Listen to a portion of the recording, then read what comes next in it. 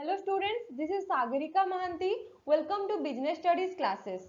In previous classes, we discussed about the concept of business and its characteristics. Now, in these classes, we discuss about the concept of profession and employment. Let's discuss the concept of profession. Profession include those activities which require special knowledge and skill to be applied by individuals in their occupation to earn fees. Individuals engaged in professions are known as professionals. These professionals have to follow the guidelines or code of conduct laid down by professional bodies. For example, lawyers, doctors, chartered accountants, etc. That means for a profession, you have to be required some expertise knowledge in a specific field and you have to follow certain guidelines or code of conduct laid down by the professional bodies.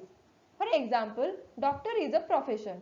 So, doctors are professionals engaged in the medical profession and have to follow the code of conduct laid down by Medical Council of India. There is a certain characteristics of profession. Let's discuss in brief. The main features or characteristics of professions are: first, well-defined body of knowledge. Every profession has a systematized body of knowledge which can be learned through instruction. That means whatever activities done in profession, they are done in a systematic way. Restricted entry. Every person restricts the entry on the basis of examination or education. An individual can enter a profession like doctor or lawyer only after acquiring knowledge and skills through formal education and training. That means restriction on entry means no individual person cannot enter into a profession without having a specific professional degree.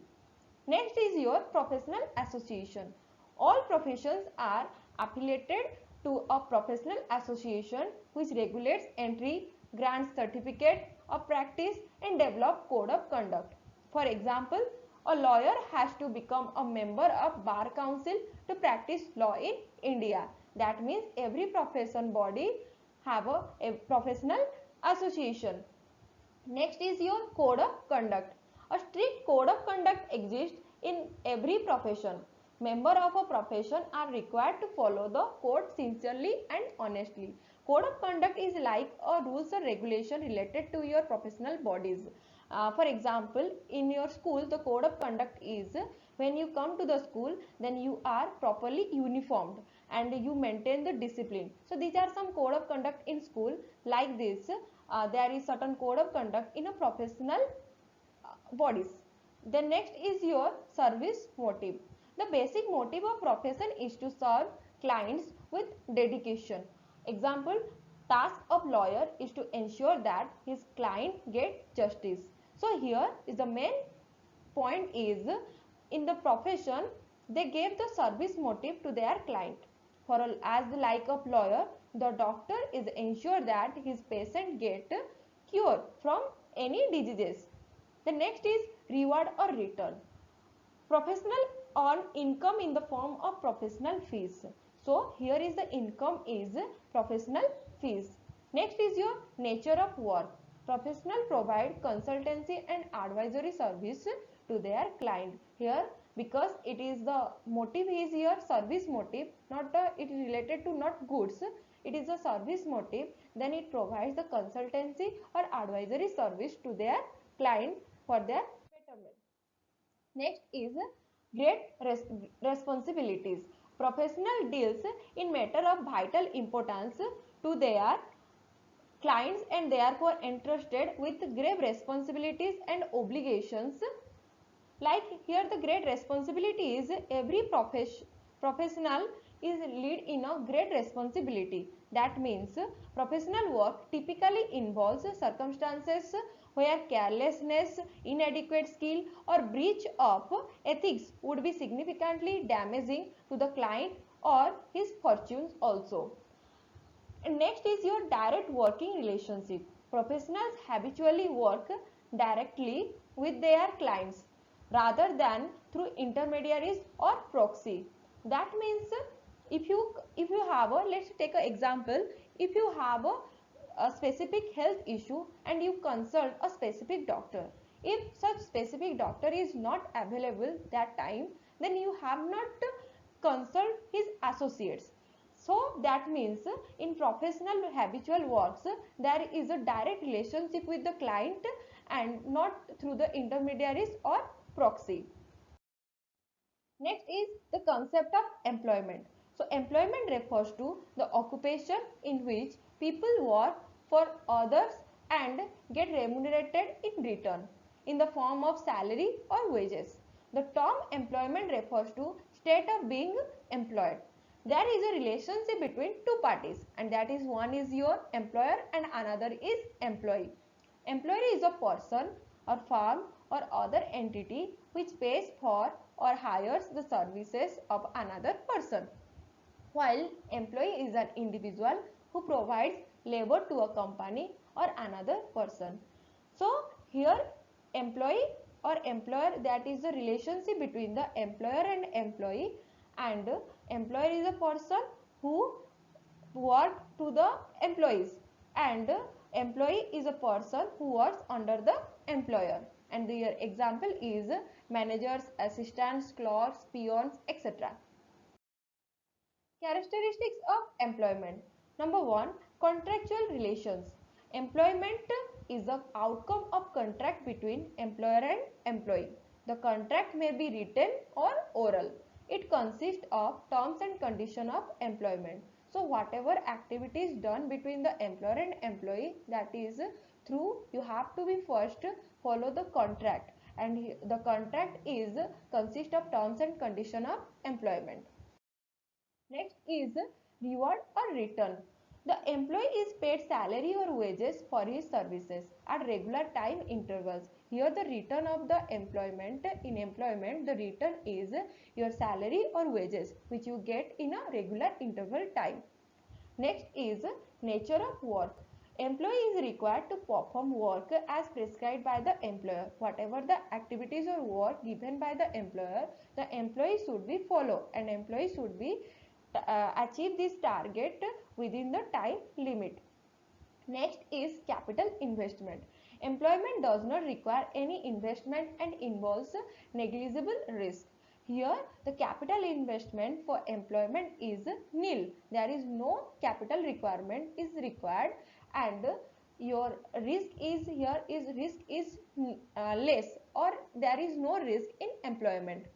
Next is code of conduct. As the followed by the code of conduct followed by the professional bodies, here the employees also follow certain code of conduct, which is already what the employer decide the code of conduct. Employees has to follow norms of behavior as laid down by the employer. So different companies have a different code of conduct, and employees should follow such code of conduct. Next is your qualification. Under employment, employees is required to possess qualification and training as prescribed by the employer. Here the qualification is required it depends upon the designation or job position. Now, for different job position, there is different category, different qualification is required. Like example, for an accountant, you have to the certain qualification or minimum qualification is required, that you have to be graduate, and you have to know about a computer application knowledge. The next is your difference. Discuss about the difference between business, profession and employment. First is your mode of establishment or commencement. In business, commencement of business depends on entrepreneur's decision and other legal formalities if necessary. Profession, it commences or on getting membership of a professional bodies and certificate of practice. In employment, it commences on getting an appointment letter and entering into service agreement. That means business commencement is related to your entrepreneurship decision, and profession commencement is getting the membership of the professional body and certificate of practice. Then employment is appointment letter. Okay, there is a appointment letter and entering into the agreement paper also. The next is nature of work. It involves the providing the goods and services, and it involves Profession is involves rendering the personalized expert services, and employment involves performing a work as per service contract and rules of services. So the nature of work means the business is providing what goods and services to the public, and profession rendering the services to their clients. And in your employment, the contract is as per the whatever the activities given by the employer, the employee should follow this activity or achieve the target within the time limit. Next is qualification. For business, it does not require any minimum qualification, but for profession, it requires expertise and training in a specific field. And in employment, it requires qualification and training as prescribed by the employer. Next is reward or return. Reward for the business is what? Is profit, because it is a profit motive organization, or you have to, for doing a business, you doing a business for profit motive. And reward for profession is your professional fees, and reward for employment is salary, which you get in a regular interval basis. Next is capital investment. We discuss about the business. Here it requires the capital investment as per the size and nature of the business. If your business is small, then you require small investment, and if you have plan for the big business, and that means your budget is large, so you have to require more capital investment. And in profession, it requires limited capital for establishment. That means if you have established a clinic, for a doctor, you have established a clinic, that means whatever the requirements are there for establishment of clinic, that means you require a small investment for this purpose. And for employment, there is no capital required, because you go to the office and you work, you achieve your target within the time limit, and you get the salary for this purpose. Next is your risk. Risk is basically, in business, risk is higher, and in profession, risk is moderate, and employment, there is no risk or little risk. The next is transfer of interest. Transfer of interest with some formalities in business, and it is not possible to transfer the interest, and employment is also not possible to transfer of interest. Transfer of interest means you cannot transfer your interest on behalf of yourself. That means in business, if you want that your brother or sister join your business, that means you can transfer interest to your brother and sister. But in case of profession, one doctor or one lawyer cannot be transfer of interest to any family member or friends on behalf of him. In employment is also, they cannot be transfer of interest to anyone. Next is motive. The basic motive of business to earn profit. And in profession, the basic motive of a profession is to render services beside earning income. And here is earning income is in the form of professional fees. And in employment, the basic motive in case of the employment is to achieve the target of the employer. Next is example. Example is your shop and factory, or any organization or any business is example is related to your business.